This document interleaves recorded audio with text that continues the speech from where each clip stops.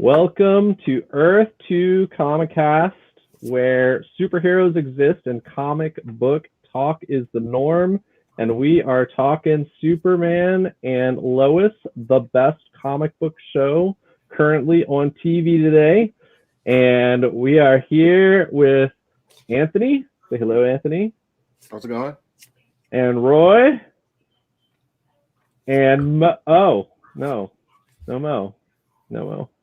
All right, we're doing the No Mo show for the second week in a row. We will see you, Mo. But we will fumble through this. You have to be impressed, Roy. I got the tagline this time. Were you impressed? I was impressed. I was like, oh, is Patrick gonna not get it this time? But he did. He got it. He did research. Still doesn't have that certain something that Mo has when he says it. It flows. I never have the something. That's why Don't say that. Cool. Well, Anthony really crammed. Pretty exciting. He watched all 3 episodes like in the last 3 hours. So this show is very fresh on his mind. It's basically like an epic movie with bad commercials in the middle. Very bad commercials. Is it worse? So CW app commercials better or worse than Hulu commercials? Worse. No, I will say better because I only got one commercial in between every, and it wasn't that long drawn out. Sometimes Hulu commercials will be really long for some reason. Oh yeah.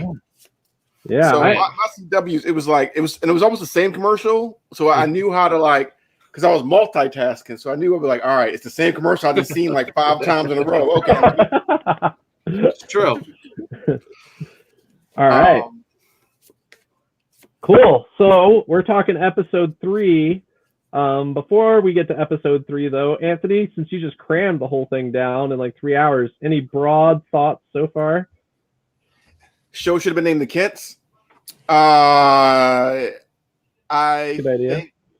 I think that except people have been like, "Who are the Kents?" I mean, if you saw a big Superman emblem, the Superman emblem is like one of the most well-recognized symbols on the planet. Okay. I would say it's like the cross, the bat symbol. The bat symbol. But if you put those symbols up there, I don't care. I don't care what country you're in, what language you speak. You probably recognize that Superman symbol. That's fair. But I see what you're saying.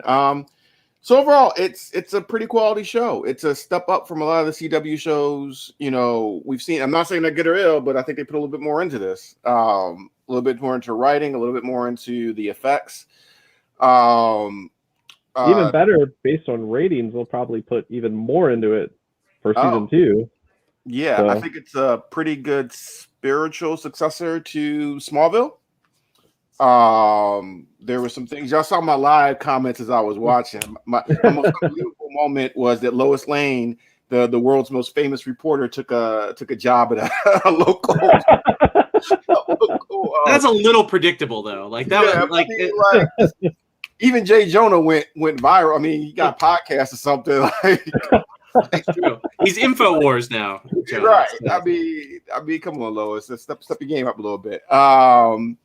And this was just some funny moments like, Clark, hey, I need you to be very, very careful. The smallest slip up could lead to suspicion. 5 minutes later. Look, is there an oil leak under this tractor? Oh, let me see. That's in this episode. That we're talking about. Yeah, we'll get into this episode. I know when you watch it all together, things run together. Yeah. So, Roy, thoughts on this episode? And in my opinion, you could not give a rating lower than a B, because the very thing that you have been saying you hate about this show was not in this episode at all, and you gave those other episodes Bs. So I'm just putting that out there. You already set yourself up for a floor. Yeah, no, I mean, I would give this like a B+. Like, I really enjoyed this episode. I think there's some weaknesses, and it's kind of like a different direction, I guess. But I enjoyed it more because, again, I don't like, off-brand Master Chief Lex Luthor very much. So,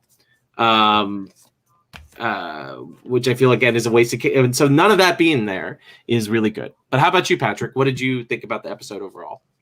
I liked it a lot. In fact, I liked it in a way, the things that you were raising, I now agree with. In other words, I liked a lot that it was more about how Clark was almost like the spoke of the story, and then everybody else are kind of like the wheel around him, right? And so I think that is a good place for the show to be. And again, now we're 3 episodes in, and we're starting to be able to see patterns and not like one-off kind of situations. And it really is just centering on this family dynamic. It's not about Clark. It's not about one of the kids. It's not about Lois. It's about the whole family. And I think as long as the show always kind of keeps that in the back of its mind, even if it kind of goes more one direction for a little while or another, I think it's going to be really cool. I think it's going to be really unique for Superman, right? It's going to be kind of different. And it continues to, it's been a while in a lot of ways that Superman has reached me in new ways. Does that make sense? And this show is reaching me in new ways, maybe because Clark is closer in age to like where I am in age in life to where I am in life. And so a character that I loved in my childhood and my teenagehood and 20s, had that vibe. Now he's reaching me in a new way in his 40s and me in my 40s. So. Yeah. What about you, Anthony? What do you think of this specific episode overall? So one, Black Lex Luthor is always the best Lex Luthor. So, well, I think he's a waste. Like, I think they wasted Black Lex Luthor on this show. Now, this is what I say. So. I don't know why I can't get my business suit and tie, Lex Luthor, corporate mogul, scientist guy. Look, the best Lex Luthor we've ever gotten has been the Lex Luthor that I guess I don't want to say it came from that because it was in other comics, but like the Justice League, Superman animated Batman universe. That's the Lex Luthor I want. Yep. Right. Yep. So I think they're going more Alexander Luthor in this one with the suit for y'all. I might have talked about this, but just the hero version of Lex Luthor. But yeah, I'm not feeling the suit thing anymore. And I'm also really skeptical when humans make suits or robots or androids that can compete with the strength of Superman. Like that, just the ramifications of that always kind of mess with me. Like, and it's just me. Like, I don't know. I like it. I think that I said, I'm trying to piece together what was this last episode, what was this episode before this. Well, we can go through the individual parts. Yeah, we're gonna go through an overview, so maybe that'll help refresh you where we started. Because one of my concerns is what is Lois gonna, if this goes on for 5 seasons, what is Lois gonna do in a small town? Like, that's kind of, she's been more open to moving to Smallville than we initially expected in the first season or first episode. Like, she's actually kind of embraced it more than I expected. I think would have been more interesting is where Clark, if Clark had to be more of the stay-at-home, because we see him like, oh, I'm going to be on my son's football team and all this stuff. So maybe if he had more of the stay-at-home dad vibe here, while Lois, who is from what I always got is that, Clark Kent's known in Metropolis, but Lois Lane is like the top tier of reporting. And so maybe if she had to go around and piece all these things together in multiple cities, and if I'm still confused if this takes place in the same universe that Barry's in or anything like that. But if she had to go to Central City and all this other stuff, like I think that would have been a better dynamic. And they still might go there. It's like 3 episodes in. I'm just criticizing, but yeah. I kind of wonder if at some point it's a CW show, and so they have like a plan with this Edge story arc, probably for a season, maybe 2, but eventually they like run out of that thing usually, and then they have to start doing new things, and so. There's always this question mark over every CW show is like, after they get past whatever it is they pitched, to get the show on the air, then what? And often that can be even when CW shows go off the rails. In fact, it usually is when CW shows go off the rails. Flash being one of the big examples of that. So, yeah. Oh, one thing I do so this Superman looks more jacked than he was a Supergirl, right? Or is that the suit? Is it just me? Like he's like, I'm getting my own show. I gotta get in the gym. I don't know. He looks just right to me, but I don't know what he looked like before. So, and I'm happy for that because they made Superman in the crossovers and the Supergirl show. He was always getting his ass beat. So I'm all for Superman is able to just be the pinnacle kind of thing. And that's one of the things I'm really enjoying about this is like he's an experienced Superman who knows what to do, and when he faces something that's like unexpected, he just immediately improvises to the next thing and handles it. That fight, and I guess we're gonna go through this episode. Yeah, but you can just go ahead. Well, so that fight is kind of what we've always wanted to see from a Superman fight, and I thought it was weird that I got this in this show because we always ask, like, I mean, okay, this guy is out punching him, but like he has super speed. Why aren't you using that super speed in this fight, Superman? And what he did is, I think that he was dealing with that guy from a level of, all right, you're a human. All right, now you're not a human. You have some meta powers. All right, you got some super strength on there. All right, and you got super stamina. All right, I mean, we could test this out and destroy a city, or I'm just gonna start getting you from every angle. Well, exactly. If he goes in there and he assumes he's a human and he goes full super strength first punch, he's going to kill the guy, right? Like he will literally kill this person. And so he almost has to test out it's kind of crazy. He has to test out what his enemy is capable of handling and stay just above that line. Otherwise, he's going to kill the person he's fighting. Which feels very Superman to me.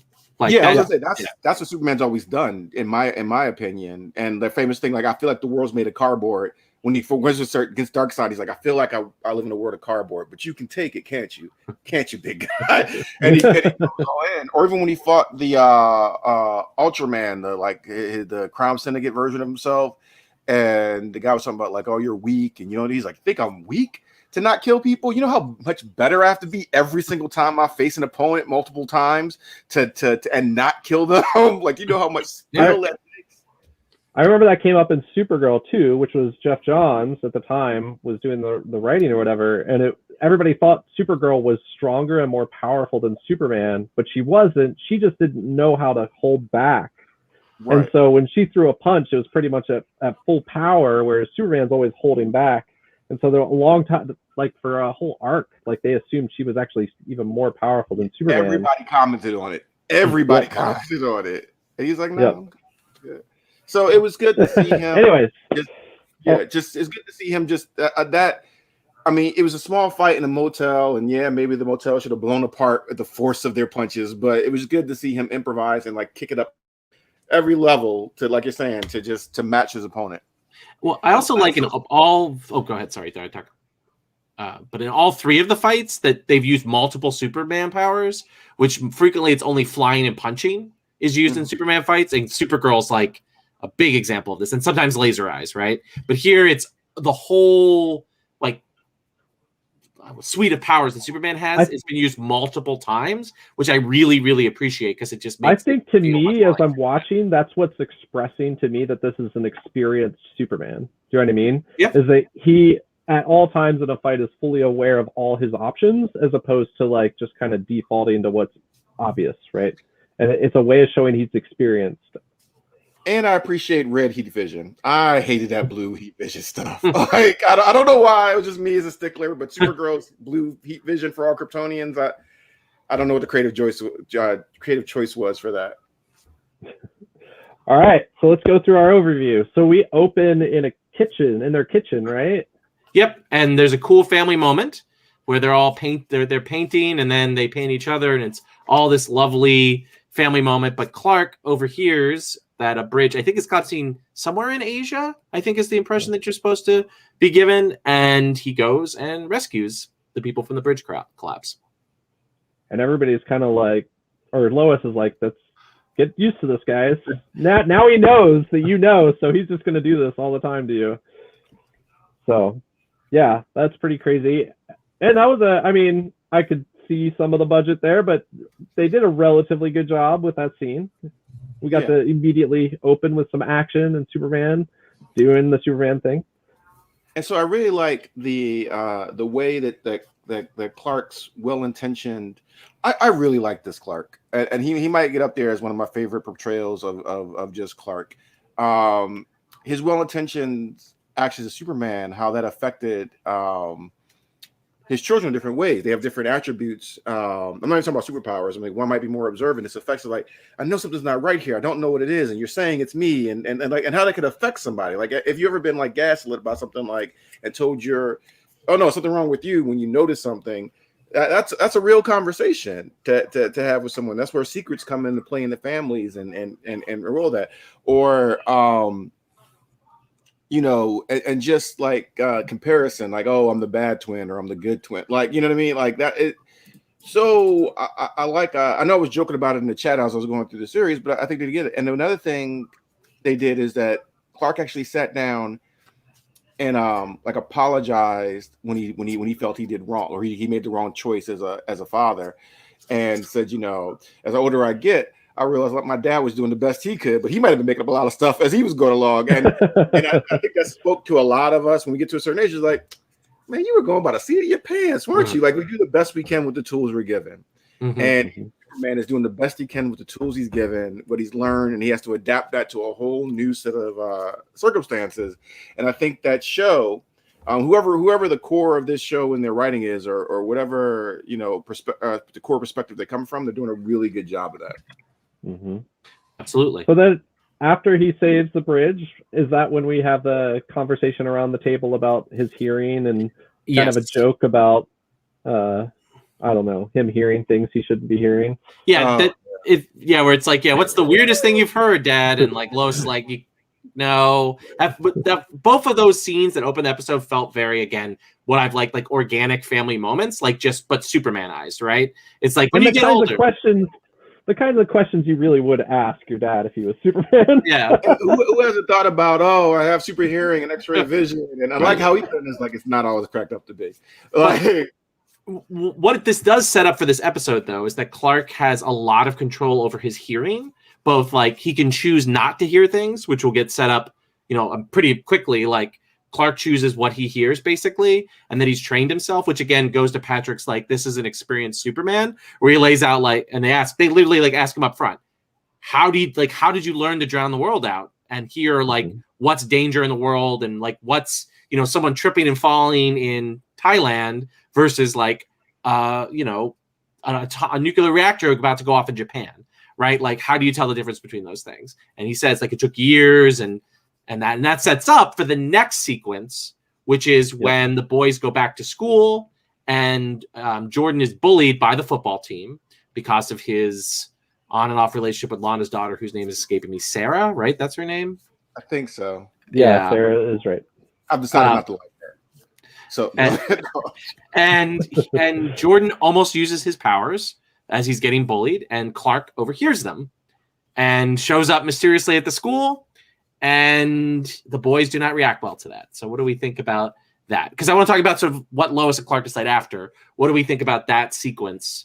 To be honest, I fell for Clark, man. I fell for Clark because that's a tough one. You got a kid that literally, in a fit of rage, can melt a human being, you know, and that's a tough one. I fell for Clark.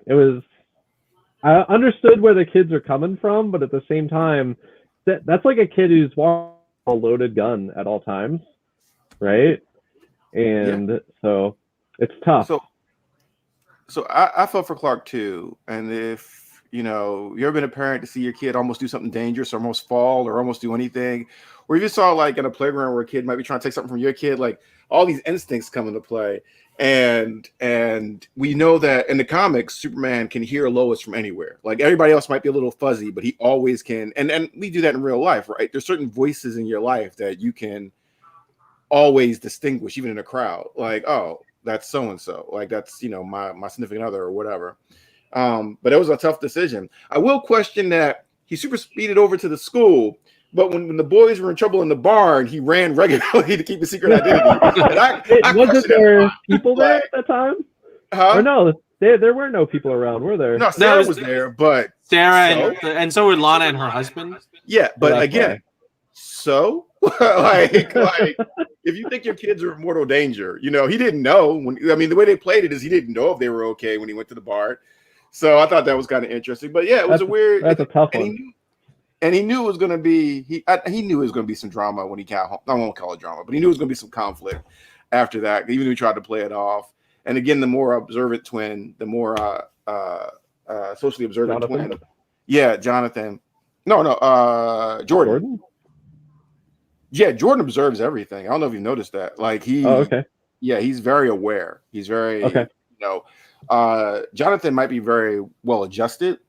But I think that it's kind of those things like it's a double-edged sword. I think the reason why Jordan has so many challenges, I won't say issues, challenges, is because he's so observant. One of his aptitudes is for that, and I think he has a high emotional intelligence. So I think that that's why he's taking in all this information, and it's hard for him to process it.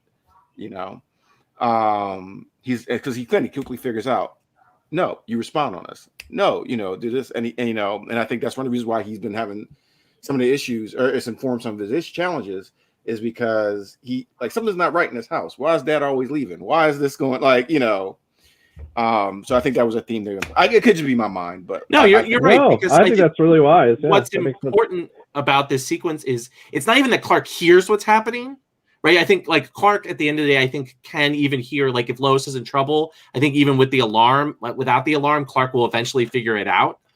But it's the fact that he made the choice to listen to the boys, not that because that's how they got injured in the previous episode or in the pilot, and how they got into that confrontation at the fire pit, right? Was when they got in trouble, he heard them and did his super dad stuff. But here he was spying on them, right? Because he was worried about Jordan, and he made that choice to do that.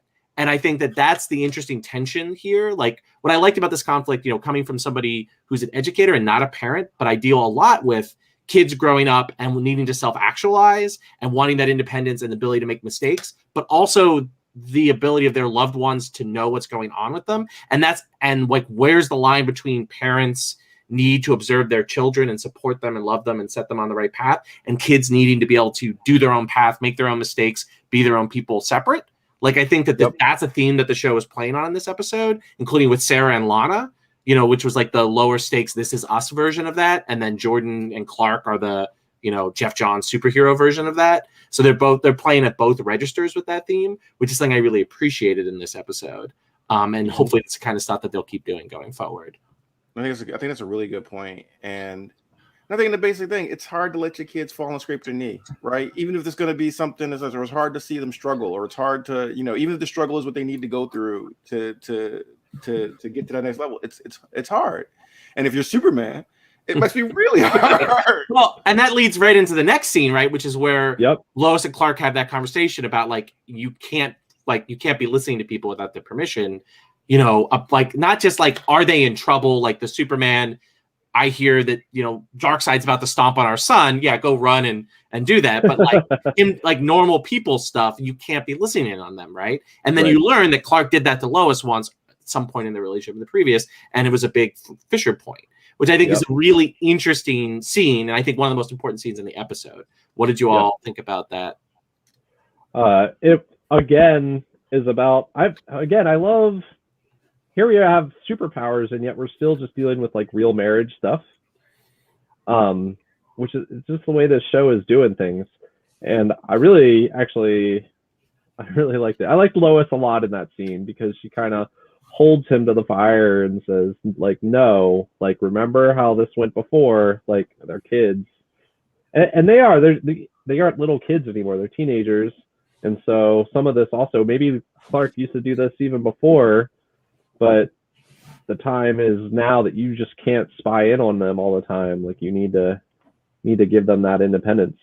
And it's hard because, like I said, one of the kids is like a walking gun. So there's kind of it's not normal, right? And his eyes were flaring up in that moment. So for all we know. Oh no, for all we know what? Oh, for all we know, Jordan was ready to fry that dude. I think they showed him calm down before it happened, but it was there, right? Yeah. But you don't know, and I think Clark has a hard time reading him. And again, this is a real conversation, right? There's situations where people with cognitive challenges are placed in situations with kids that might be they're mentally same, or there might be some discrepancy between somebody's cognitive abilities and the peers they're around, right? And there's fears to that. because you can have abuses, you can have, you know, unintentional someone getting hurt or something like that. And so these are real conversations to have. And I think that these boundaries, which I think are probably going to get redefined throughout the show, or at least I'm hoping to see that, it's really interesting to see them deal with that and on those levels. And it sounds like Lois had a very clear boundary, right? And I wonder if that's where it came in with the help, but I help button. Yeah, it's kind of like the Jimmy Olsen watch from back in the day, where he could signal at the and Superman could hear that frequency. I wonder if that was one of the compromises. You know, I'm sure it was, and it makes a lot of sense. Yep. Yeah, and what I also really liked about it, showed kind of, I think, where they are with this Superman. Is like some versions of Superman are like, he doesn't make mistakes, right? But what makes this Clark makes a mistake, but then what makes him superhuman is he doesn't make that mistake again, right? Like, he's not the kind of character who makes the same mistake over and over and over again. It's like, okay, I messed up with Lois. We talked about it. I don't do this anymore. We've worked out this compromise with the super buzzer, right? Same with the boys. He's growing as a person. Right. He's growing as a person, but like, you know, some people take multiple times of this happening for this to go, you know, to get through it. But Superman, because he's a paragon of what makes us best, makes the mistake, learns from it, moves on to the next challenge and next set of mistakes, which I think is a good compromise of like a flawed Superman without making him like a dick. Like a lot of CW shows, Barry, Ollie, constantly making literally the same mistakes over and over and over again for 8 years or 10 years. And you're like, oh my God, I've watched this episode before. Would you put a good point? Oh, sorry. Go ahead. Yeah. No, I was going to say that they gave him a perfect character a flaw. They gave perfect character flaws. They just had him grow from them. Mm-hmm. And we've seen that growth in 3 episodes already. And you know, how many other characters we wish we got growth from in, like you said, in years. And he's still learning, and he's open to learning. I think that's a really powerful thing, that you're open to, I'm going to make mistakes. Well, that comes back to Superman has to be a humble character, or otherwise he's not going to be a hero. He's going to be a villain, because he has all the power. And so the humility has to exist. Otherwise, he wouldn't be the person he is. He wouldn't be a superhero at all. He's just he'd be the thing that apparently Luthor's running from, probably. I think, though, we've gotten versions of Superman recently that have not been, like, humility has been toned down, I guess you could say. Like, Snyder's Superman is the biggest example of that, where, like, humility is not really, like, a character trait that they're interested in exploring with Superman, right, in that. And, like, you could also argue that DC Comics Superman, well, it's like the new 52 Superman, that humility was not really, because, like, you know, I don't know, it's weird. A lot of shit's going on with DC. No, you're on point. Because yeah, go ahead. Yeah. No, I keep interrupting you. Go ahead. You go ahead. No, you go ahead. Like, I'll ramble, so you should go ahead. But no, I think you have a thing, because even around the new 52, and then the new animated movie started coming out, and you had a more cockier Superman where he was enjoying like beating down Green Lantern and Batman and they wanted this. And I think in the comics eventually he went and started doing stuff in space, and some of the celestial characters wanted him to beat him down and be like, show him kind of humility, like this ain't Earth, like get back. And that could be I didn't read them, but that could be a really good character arc. But I think that where I'm more comfortable with Superman is him being inspirational, and that could mean many different things in many different eras. And maybe this wouldn't have worked in the 70s, but for where we are right now and where we are in our development, it gives older fans like us something to, like, okay, this is what Superman would do in this phase of his life. Yeah, it's just harder for it to make sense to me when he has all that power. If he doesn't have humility, then he's going to be the boss. Like, he's going to think he knows better than everybody else, and do, you know.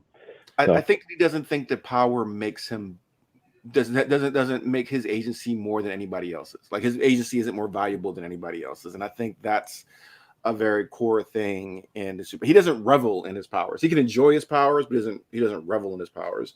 I wonder if they're going to go in a direction where I think it's from Astro City, but you know, every universe has kind of like Superman-like character. there was a character that was kind of like Superman in Astro City, I think.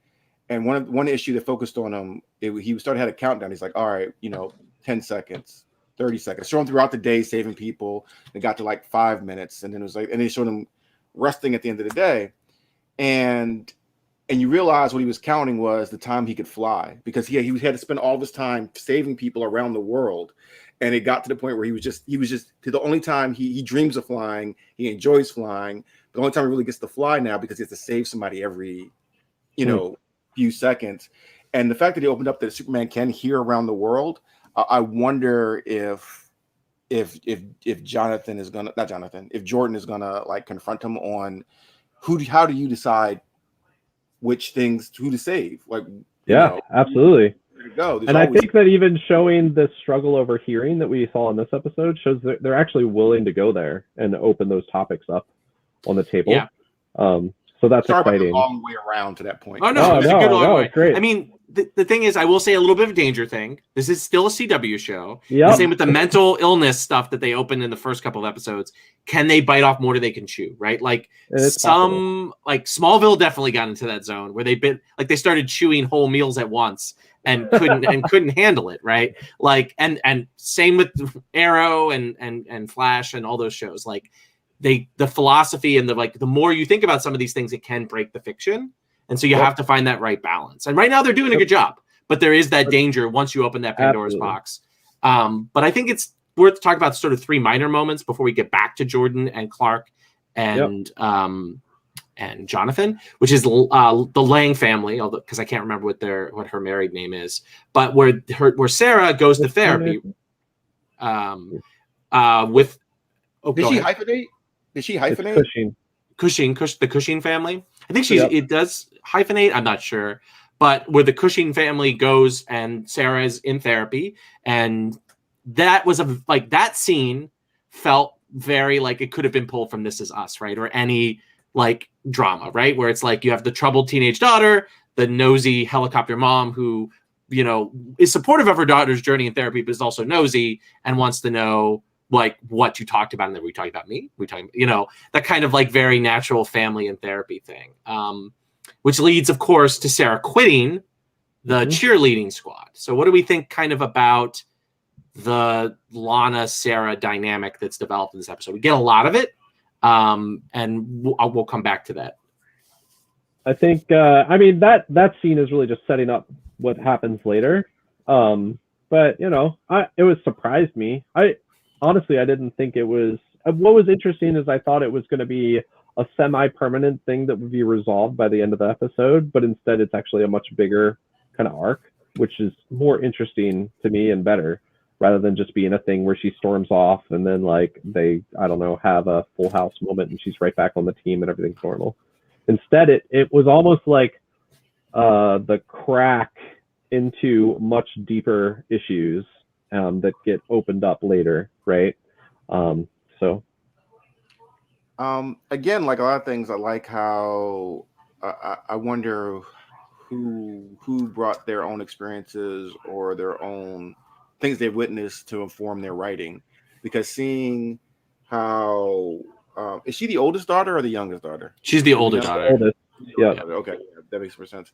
So seeing how she's, dad sleep on the couch every night, or the younger daughter noticing that they had an argument when Lana was face stalking Clark, or and saying that. So these little things, how disruption of the systems and these other dyads can affect the other dyads of the children and what they're seeing, and how she's kind of lashing out and she in her own confusion and stuff. It's I don't know. I know it's typical family drama stuff, but it was really well done.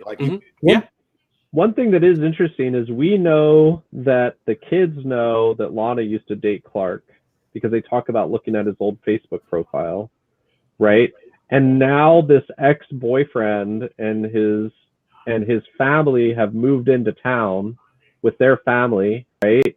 And so I wonder how much Sarah is like comparing her family to that family through this. Yeah, I mean, we could talk more. I mean, we could do the whole Cushing family stuff if we want right now, because it does like lead, because it leads into the confrontation in the diner when, she tells the Kent boys. What's the next scene, Roy? Is Lois. Okay, so let's jump to that, and then because the diner scene seems like the crux of that whole thing.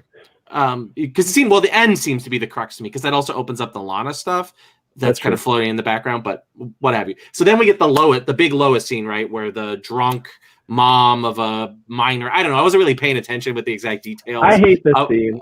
But anyway, the drunk mom of somebody who was negatively impacted by Morgan Steele, right? That's the guy's name. Yep. It comes to the Edge, Morgan Edge, right? Morgan Edge comes to whatever the Smallville newspaper is called in this version of Smallville office, and Lois and her new BFF debate whether or not they can believe what's going on. Lois at the end arguing with the editor of the paper, being like totally, I should follow this crazy lead. The editor of the paper was the person who was in the right. Was like, we can't just trust this. It's like, that's how you get in trouble as a paper, is if you just trust the random person who walks in the door and is like, I got a story for you, right? Like, I was kind of annoyed. I mean, I know story, but I was annoyed that like the car blows up to suddenly prove Lois right. And like why did they blow up a car? Like what? Nobody was caring about anything. Did you think you were going to intimidate Lois Lane? Have you read any of her articles? Like you're doing the wrong thing. Like, you need to be like, there's nothing to see here, Lois. Right. You need to make her bored for like a month. Why? Don't blow up her car. No credibility, quiet as possible.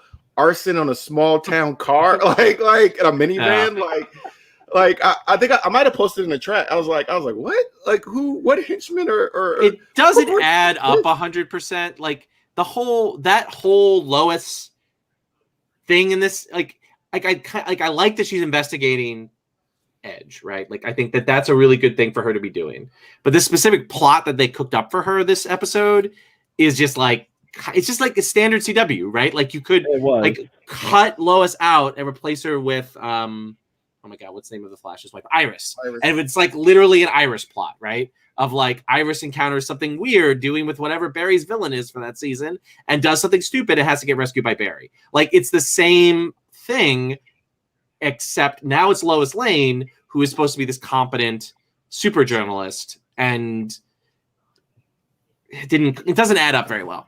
But if you don't know investigative reporting, you don't know how to write investigative reporting. And I think that's where I don't know anybody's background. I don't even know who writes this show, but where I can see other parts where they're very well informed, this seemed kind of, all right, what are we going to get Lois to do? This isn't Metropolis. Like, this isn't a crime syndicate. This isn't a mob or anything like that. Because even a mob would have more attack. Like, all right, it'd be like a high school newspaper writing, I think there's racketeering going down at the docks.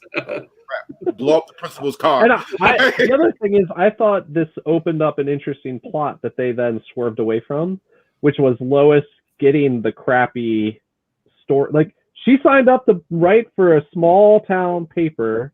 That could have been an interesting kind of B plot for her for a couple of episodes of her literally just having to go be a dumb beat reporter, human interest story stuff while she's bored, and maybe the clues, like the Edge thing, is happening on the margins.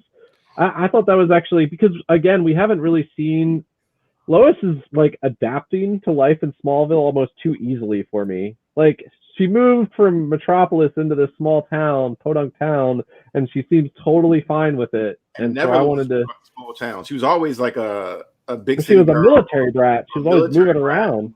Yeah, so that's the, like I said, that's the one thing that's unbelievable to me for so far with all the superpowers. Right. Yeah. No, I definitely agree. Like, I think that having Lois have this kind of bit more mundane villain that she's dealing with in the form of like Jeff Bezos businessman villain, I think is a really good decision, right? But the exact mechanics that they're using to get her there are a little weird, right? Like, Lois could be like, I'm the most famous journalist in the world. I'm Superman's best friend. Besides, it's perfectly normal for Superman to save me when I'm in trouble, which if I was like an evil criminal enterprise and like Lois Lane started investigating me, I'd be like, oh, we're in trouble now. Like, Right. no, it's like, nope. All right, you know Well, what? My evil plan. Let's maybe go over that is- there. Well, Like, maybe that's fair, but maybe some of that is happening, and that's why this character shows up with powers, and we have another character at the very end show up with powers, is because Lois is involved. Now we got to go talk to our Amazon division that has superpowers to come help us out, right? So they bought Cadmus Labs from Lex Right. Luthor, and Yeah. Unless somebody set that car on fire to draw more attention to this organization for some reason, unless that's what's going on, I don't think so. it's just dumb. It's dumb writing. And like you said, it's not like this is in this world. Someone actually says that he's her best friend at some point, right? In the show. Yeah. So again, it's kind of like if you're a criminal and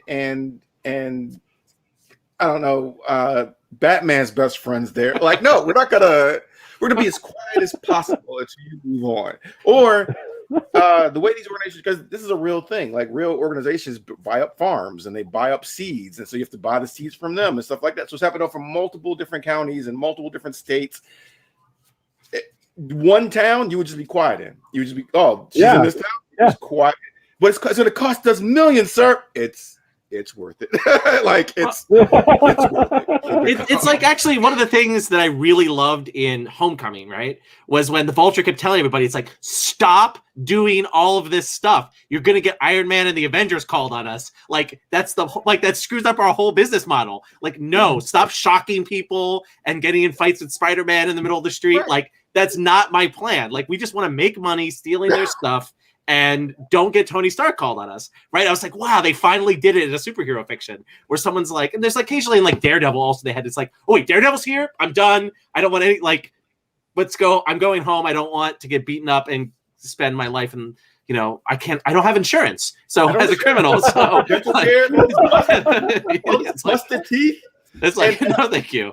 I always assume there's an underground that you never hear their names. There's black markets going on that there's no. Like, hey, I want to bring these child slaves. No, we don't deal in that. We're strictly movie bootleg movies here. like we got some crack. We only do steroids to gym members, and nobody's getting shot over. Superman doesn't chase after somebody giving some kid steroids for his high school football team, right? Hey, that was a nice transition there, Roy. It's true. So it does lead to the next plot, which is, a lot of people joke that this is Us, but Superman. But I prefer that it's Friday Night Lights, but it's Superman, particularly with this plot, which is, the twist is, right, Jordan had been the football player, and now Jonathan, right, excuse me. And now Jordan joins initially to get back at the football players who tried to beat him up. And that leads, of course, to one of several sequences of Jordan being really good at football. Conveniently, if you have not just Jordan being really good at football, but him being good at football while they play Run the Jewels, which was like, whoa, CW upgrade. This is Grammys and whatnot. We can put them in here now. It's like, have y'all heard? Have you heard of it? This is not the kind of music they used to play when I watched Smallville. I was very excited. No, here's the thing. You listen to Smallville, they have bangers from that time period. Like U2, like Incubus, like they had like they had legitimately popular music in the first season of Smallville. It's like I'm like watching a bad CW show. I'm like, wait, is that U2? Like they spent so much money to get. It's still different. To me, it's different. But I actually had to rewind and rewatch that scene because I was so excited about the music that started playing. I was typing notes and I was like, yeah, wait, what? Ooh la la, and I was like, yes. Anyway.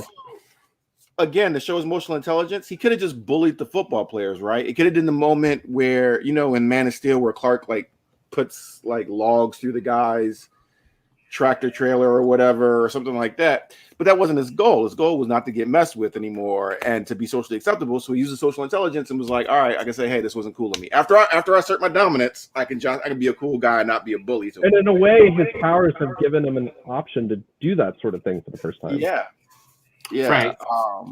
Now I wonder, we've done it like several times through this show. where we've forgotten what Jonathan's name was. And so I think they're gonna have to beef up his storyline some. I think they did a little bit in this episode. We'll get there. I'm before this episode, Jonathan was kind of a blank slate to me, but he grew a lot for me in this episode. I think Jonathan like plays a really important role in the family and in the plots, right? He's a big transition character, right? He's the one who gets Clark on board for his brother joining the football team, but there's not like a lot of him as himself, right? That you really get a clear like what plots are they going to do for him now that they've taken football, and which seem to be like it's like, oh, of course it's Smallville, of course they're going to have a football storyline. They've taken that and given it to Jordan, which is a decent twist. Right, it's a decent twist of the Superman formula, but now, like, what is John and the one female character in their age group is interested in Jordan, and so it's like, okay, so all the teenage plot lines are being sucked up by Jordan. Like, what's Jonathan's teenage plot line that he's going to be given? That's fair. Like, it's not really clear yet, right? I mean, maybe there'll be something else. There's lots of different, like, discovering yourself, exploring your sexuality. There's all these kind of things they can do with him, but they haven't given just any clues of what they're going to do now that they've taken football from him. Right, except they're doing the 5 laps or whatever the coach made him do for just not telling him about his brother. What's that all about? Yeah, I wonder if we're going to keep. Well, the coach seems kind of like an ass. So, and that way, it's not Friday Night Lights.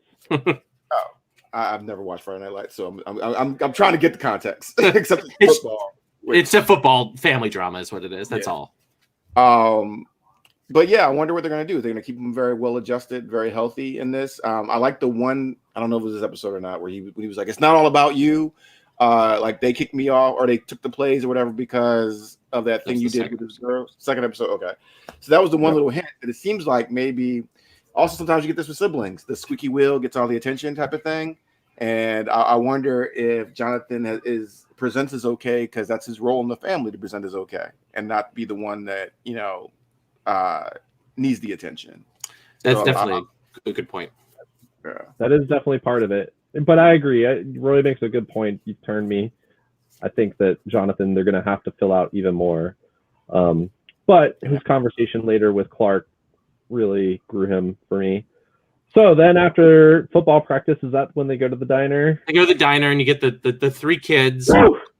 And he like drops it all.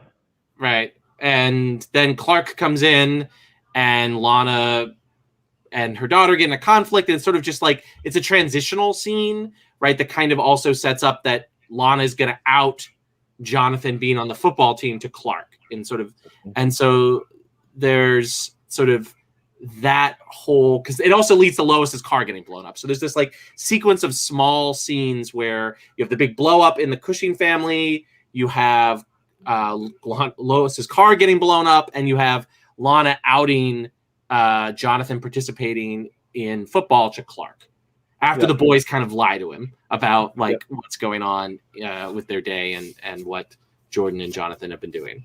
So what do we sort of think about these transitional scenes? We definitely talked about the Lois thing a lot. We talked about the Lois scene. I think the Cushing family dynamic is right now it's a little bit thin, but there's enough there that they can build on. So we'll see. And in a way, I don't ever want the show to be about them as much as I want it to be about the Kents anyways. So I'll be curious to see where they go with that. But I don't know. I guess the big scene there is really once Clark does know that, or he shows up to the game, right? He shows up standing and watching. And the boys know. They know. It felt like a very dad move. That was that was the right way to handle that. Just show up and be there. Like, he's playing. And it's like right after Jordan does a big hit, which also I love that moment when Jordan delivers that hit and then he like helps the guy up. Well, that's what I'm saying. Like I went too early, but like he showed his social intelligence at that point because him just bullying them back would just create animosity, right? Or lackeys. But this way he got the respect and on like different levels. And so I think I don't know. Like I said, I think he shows that. I think that's one of his aptitudes.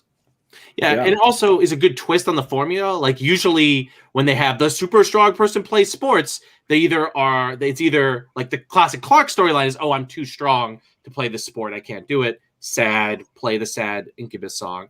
And then, or it's you're a dick and you're beating everybody up and everyone follows you, right? And they like, cut the Gordian knot, and they're like, no, he enjoys being powerful on the football field, but he isn't doing it in a way that's like destructive. He's not trying to hurt these kids, at least not trying to hurt them after that first time. Like that first time he was, really kind of messing with them. But the second time was much like constructive use, like of his powers in the context of football and training.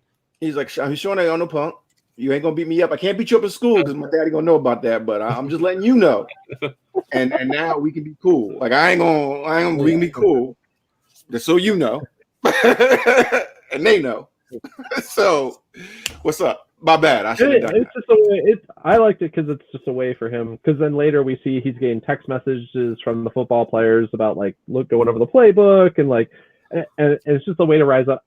For me, that also, there's some feels there because I was picked on a lot in elementary school, and the way I rose above it in middle school is I was really fast and like earned respect through athleticism essentially in middle school. And so kind of seeing that happen on a show, I was like, that's exactly what happened. As I was like the fastest kids in the school, and suddenly people were like, oh. So anyways. And I think I wonder, since you mentioned they've been turning some of the common things we've seen throughout our TV watching lives, they've kind of twisted a little bit, like kind of turned it a little bit, where it's organic, but it's still a little different than we usually. So I wonder, typically what would happen is that Jonathan would start feeling resentful, right, and start feeling like, and you took my place, and all this other stuff. And so I'm expecting more from them in this. And I think we've gotten hints of that, but I'm expecting more. And I'm interested to see where they're going to go for that. It's not more, but one thing Roy's been talking about a lot is how it doesn't go full-blown CW over dramatic about those situations. And that's something I am really enjoying about it, is like they don't turn these minor things into like Jonathan runs away from home and he's like dealing drugs on the streets of Metropolis the next time we find him, and Clark and Lois, like it doesn't go to 10, right? And so that's something I'm liking, and it showed.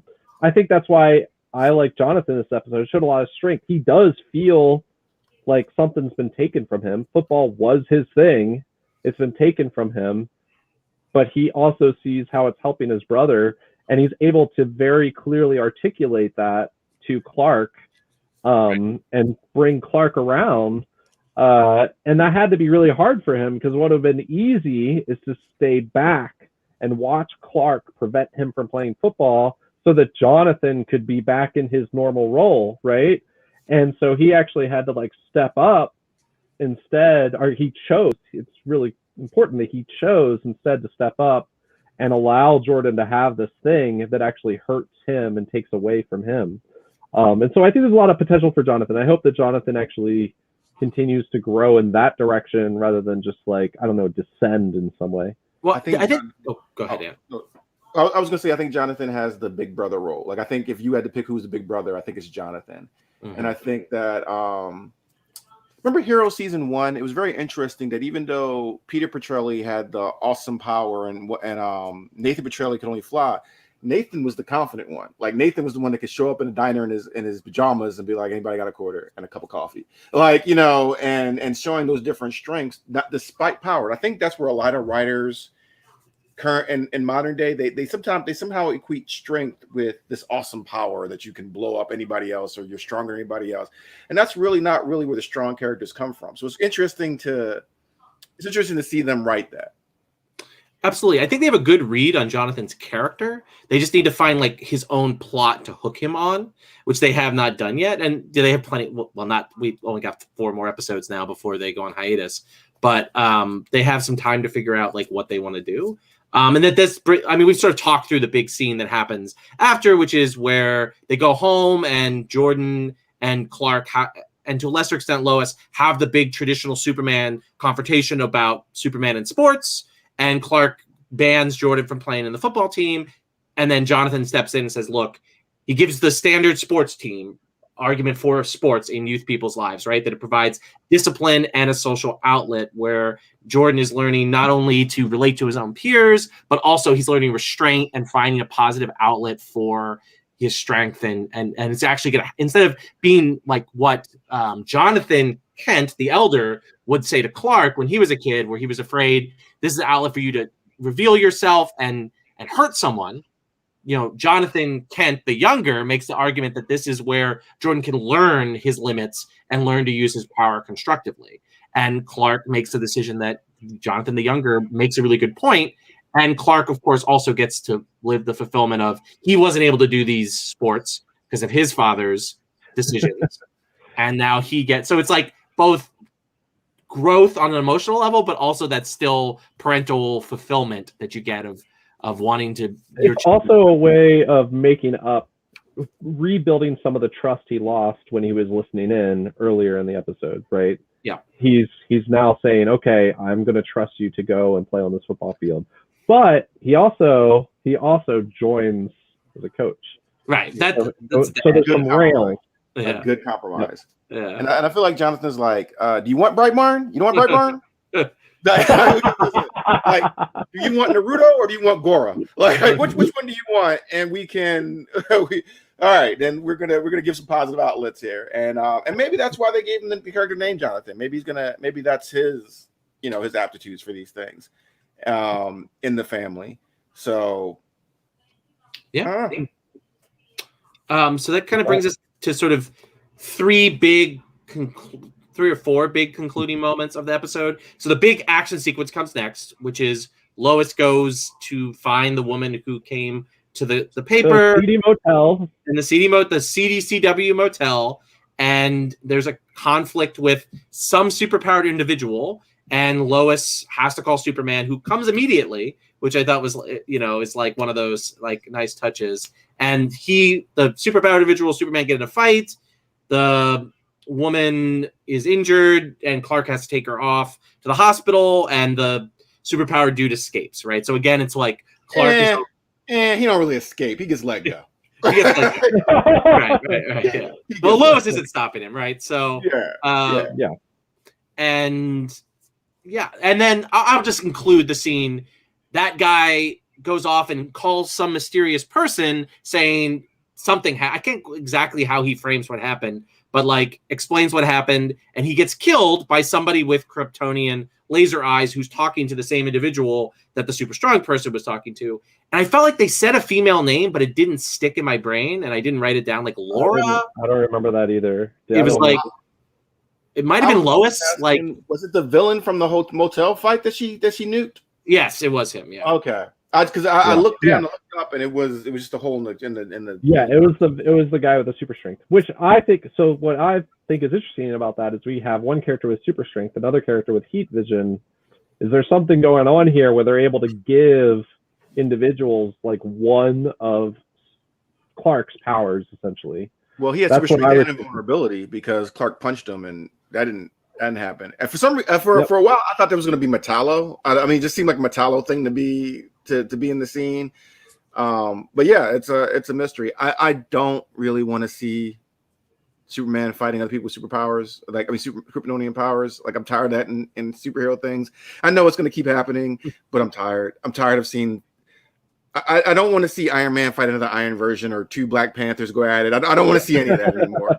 I understood it when you had limited budgets and limited imaginations and nobody's going to pay for it. But now we've had Avengers, so you can give me somebody else. You can give somebody else. I think it's also a big Superman problem because Man of Steel involved that, right? And then Batman versus Superman had a Doomsday that was, had Kryptonian powers. All right. Yeah. And Supergirl has gone to the evil Kryptonian like 3 or 4 times. Right. So we've had like 10 years of evil Kryptonians as Clark's foil. And that's kind of the only foil with Lex, Lex and Kryptonians. And it's played out. Like, I'm also agree with you. The only thing I'm more or less interested in is Alexander Luthor. So it's like they picked the two Superman villain tropes that I'm not interested in. If it ended up being Metallo, I've been like, cool. Oh, Metallo. Haven't seen him in a while, right? And Metallo, the Parasite, which I always think is a real. I think Parasite's such a great villain for Superman because his direct increase in power is based on Superman. So like, maybe he goes around, he tries to wrap a cord around some 40-year-old woman's neck, which was overkill. Like you got a guy that has the strength of Superman, and he's trying to choke out okay.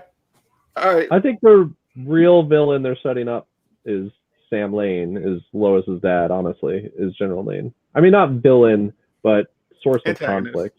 I think antagonist. I think that one little speech he gave, like everything you got married was for you, protect your family. And then you were here for episode 2, but how much did you love that moment when Clark comes back and he's like, did you know your dad was keeping kryptonite? Yeah.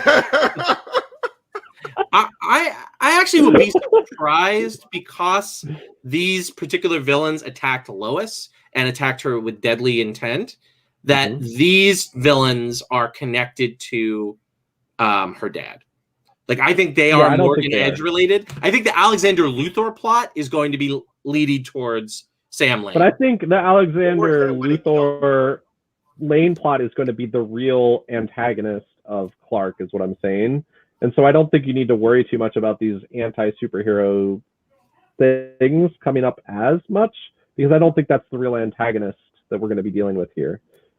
Or was it, wait, Superman came? Why did Superman come? You just had to kill some random woman. But Lois Lane was, my daughter was there. Wait a minute, why was she there? What happened?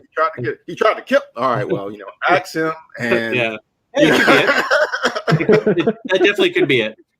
I don't know. I'm just no, but that's a perfectly reasonable theory. Like they left it open where they imply that you're supposed to think it's Morgan Edge, but they could swerve and it's General Lane.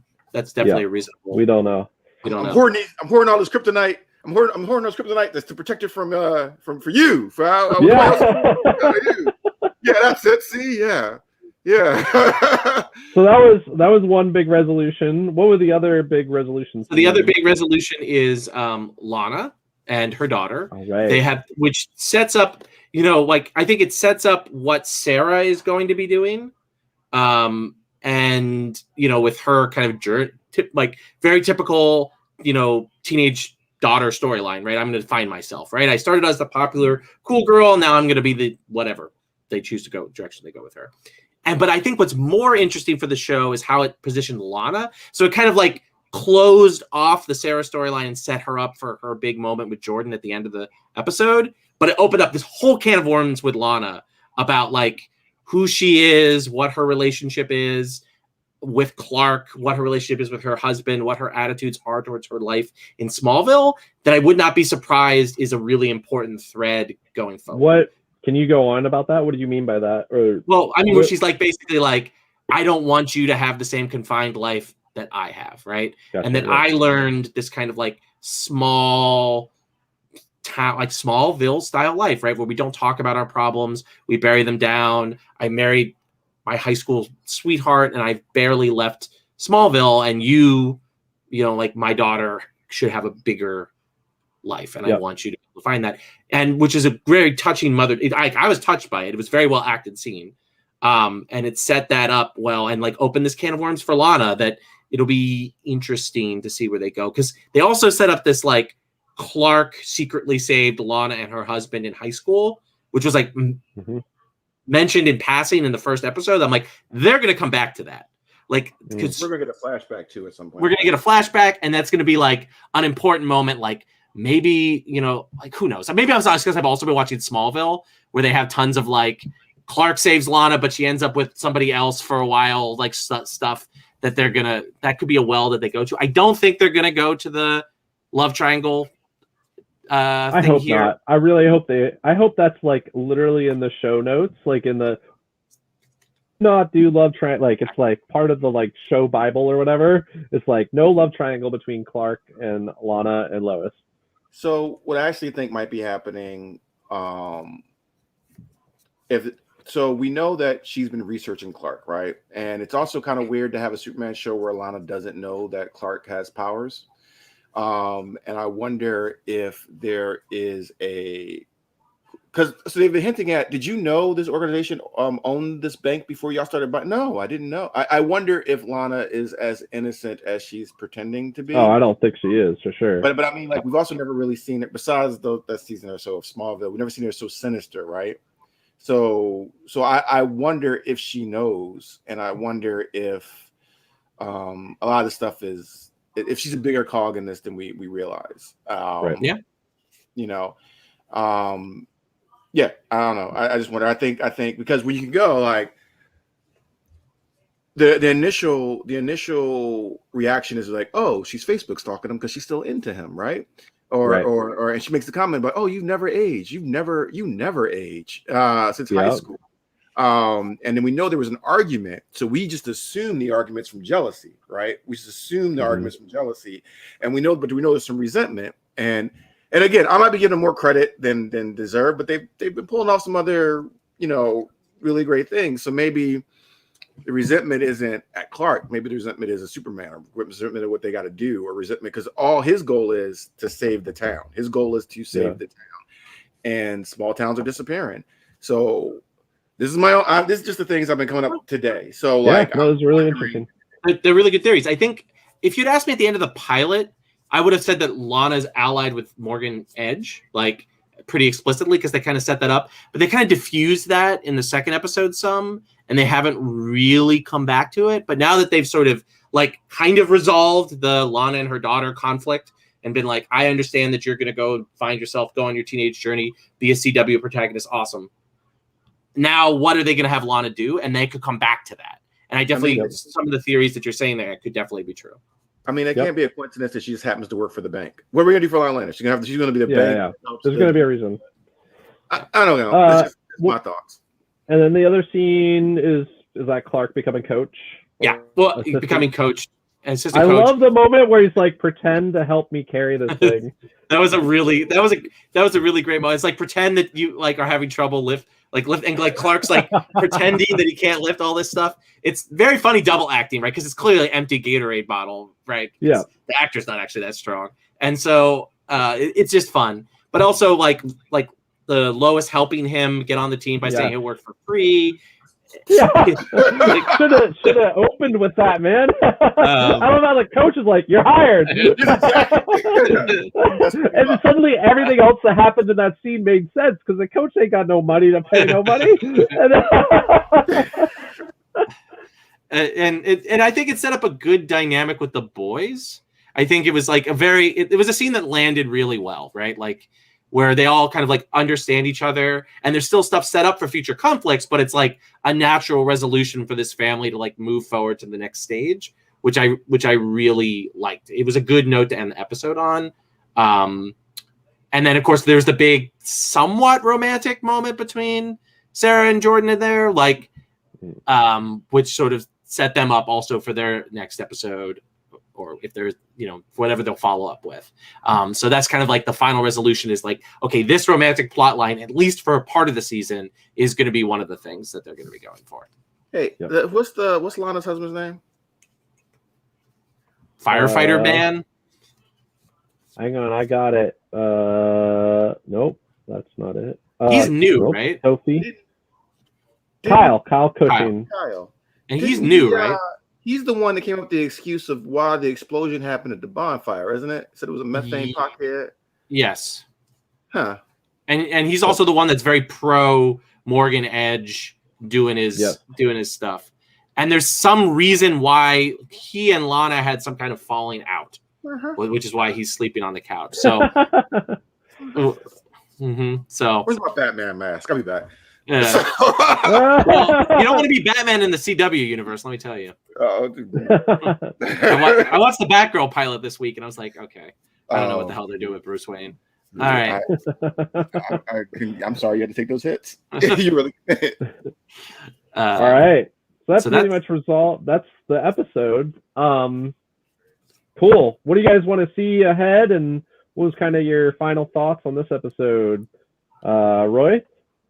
Talking through it actually talked me up to a firm B+. I think the exchange of ideas here, we have really sharpened what I liked about the episode and sort of dropped off what I didn't like. I'm still like, I am in love with the family dynamic. like really loved the 4 core characters. I am bought into their family plot lines and being tied to Superman. Awesome, and please keep that up. I'm definitely, and I'm on board for the sort of like Netflix CW teen stuff. Like that speaks to my soul as well. So like I've got all of that stuff going on. I just am not sold on the superheroics. Like actually the special, it's kind of the opposite of the Flash, where I liked a lot of the superheroic stuff in the Flash, but the special effects were terrible and hard to buy into. Here they have some of the best, short of a Disney Plus special effects show, but I'm just not into any of the Superman stuff, right? Like I thought the fight was pretty good, but like I'm not interested in that villain that he's fighting. I'm not interested in Laser Eye Girl. I'm not interested in Alexander Luthor. So for me, they need to find an antagonist that I'm interested in watching Superman confront. That isn't like Teenage Beast. So do you think you can have it both ways? Do you think that they can make that better without it taking away from the family dynamic and kind of the family arcs? Or will that just become the show? Who knows? Like, I don't know. I mean, maybe it's not the case. And this is kind of like, if it stays at this level, I will keep watching it until they cancel the show. Like, I'm enjoying it. But like for it as to grow to like an A for me, where I'm like, ooh, this is some of the best superhero entertainment I've ever seen, they have to figure out a slightly better antagonist situation. Yep. Anthony, what general thoughts, and then what are you hoping for the future? So my general thoughts was I wasn't going to watch this show. Like if it wasn't for y'all, I wouldn't have watched it. I was kind of done with the CW. I think the last thing I watched was the Crisis on Infinite Earths ending, just because I knew a lot of stuff was ending. They're bringing stuff up. I tried to watch some Batgirl, but that was god awful. And so, so I was kind of done with the CW era and was going to wait for the next thing to come up. But even with the good reports, but I was pleasantly surprised. I think they've punched up the writing, they've punched up the dialogue. I think that the set pieces have been pretty nice.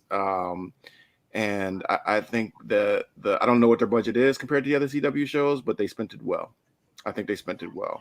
I think if we can get away from Kryptonite being so, again, I'm with you. I don't like Kryptonite. When Kryptonite starts showing up often in a Superman story, I kind of check out. It's like a too easy of a solution. Well, it seems really rare, right? Because Luthor's looking everywhere for it, and he can't get any. There's a stockpiled warehouse in the military. Oh, one place. Yeah. There's a lot of it. So, but like, I used to hate when the Superman stories come. Oh, Kryptonite. Oh, I mean, okay. So I'm kind of worried about that. I've pretty much said the stuff about the same powers and everything like that. But I'm here for it. I give it a nice solid B. Was it the best I've ever seen? No, but it was way better than I expected. It was way better than I expected. For me, the heart behind the show is what is making the show good. Like, you can just see the heart of the writers and what they're trying to portray, and that goes a long way for me with any TV show. And the kids aren't annoying, and like kids, teenage actors, and certain stories it's really hard to get. Like if you do it really right, or it can be really wrong. And to have two characters who are playing the teenager sons that aren't annoying, that I'm actually all right. These are like real responses to what you would do in the situation. And if you remember, Roy, on the first cast we did, we said the show was going to live or die based on how good they were. Mm-hmm. And so far, so good. And I like the girl who's playing Sarah is also pretty good. Like part of me feels like it's a directing thing, right? Because I think they don't lean too hard on the kid actors, right? They ask them to like in each scene, they kind of like have one emotional range. And that's not a criticism, because I think for a young actor, that's a good thing to do, unless you have like, the girl who plays 11 on Stranger Things, right? Like you have somebody who is like unbelievably talented. They can act like an adult. But for most teen actors, right? Natalie Portman, right? Yeah, she's a great example, right? And the show has done a good job. It's like, all right, Jonathan, this scene you're confronting your dad and being earnest. Your next scene you're being playful with your brother. Boom, like that's what you do, and that's awesome. And as long as they keep that up, they'll be great. But once they start making these, and it lets the characters be multifaceted, but just multifaceted across different scenes rather than multifaceted all in one scene, which a lot of CW shows, and I watch a lot of garbage on Netflix. Like a lot of these garbage Netflix teen shows require their teen leads to be, multifaceted in one scene, and that just doesn't work for a lot of teen actors, which isn't even really criticism of them because they're teenagers, and most teenagers aren't very good at being multifaceted at in a specific moment, right, in their regular life, right, much less when they're being paid to make something, to deliver stilted lines. Right. So you're saying it's more like a Batista thing, like where you got a right director knows how to draw out what'll make the scene work from them without trying to lean too heavily on what they're, like Batista's not the greatest actor in the world, but his Drax is directed beautifully in Guardians of the Galaxy type of thing, right? Yes. So yeah, I get that. Cool. I agree. I'm excited for more episodes. I'm bummed that it's a shortened season or whatever. Like the season will be cut in half because of COVID, but. So is that what's happening? Like we have 4 more episodes of the season? They had to pause filming because of COVID, and so I don't know where they're at. Hopefully we get 8 episodes, I think, before it's the end of April. But it's not the full. We won't get the full season, and I assume also whatever the last episode is, it wasn't intended to be the last episode. They just had to lock down, and so it is what it is. So probably not getting conclusions to some of these storylines, I guess. Well, we get the full. I think it's we'll get the full season eventually. Episode. It's just going to have a weird break in time.